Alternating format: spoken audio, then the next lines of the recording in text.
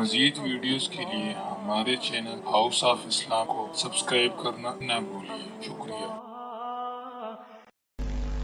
مگر کئی مرتبہ لوگوں کے کام اٹکے ہوئے ہوتے ہیں، رشتہ آتا ہے دوبارہ رابطہ نہیں کرتے، ڈیل ہوتی ہے ہوتے ہوتے رک جاتی ہے، تو دوست احباب شکوے کرتے ہیں جی ہمارے کام پورے نہیں ہوتے، اٹک جاتے ہیں، اور پھر وہ کسی کے پاس جاتے ہیں، عملیات والوں کے پاس، تو ان کا تو چونکہ کاروبار ہے، انہوں نے پیسے کمانے ہوتے ہیں، تو وہ سمپل جواب دیتے ہیں جی کسی نے لگتا ہے تمہارا رزق باندھ دیا ہے، کسی نے تمہارا رشتہ باندھ دیا ہے، اور ہم اس کو بلیو کر لیتے ہیں۔ بھئی اللہ کسی کو دینا چاہے تو کون اس کو باندھ سکتا ہے؟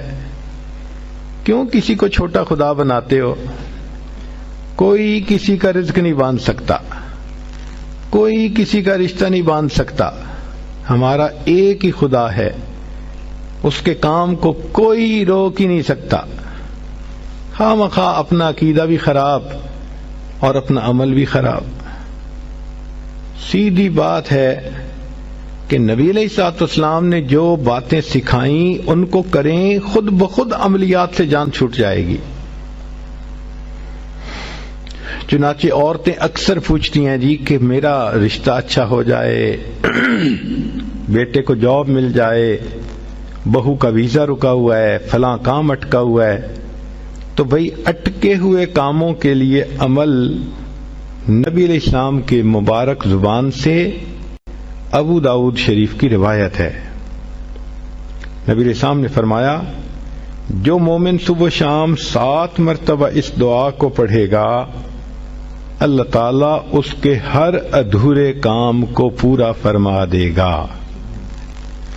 اور وہ کیا ہے؟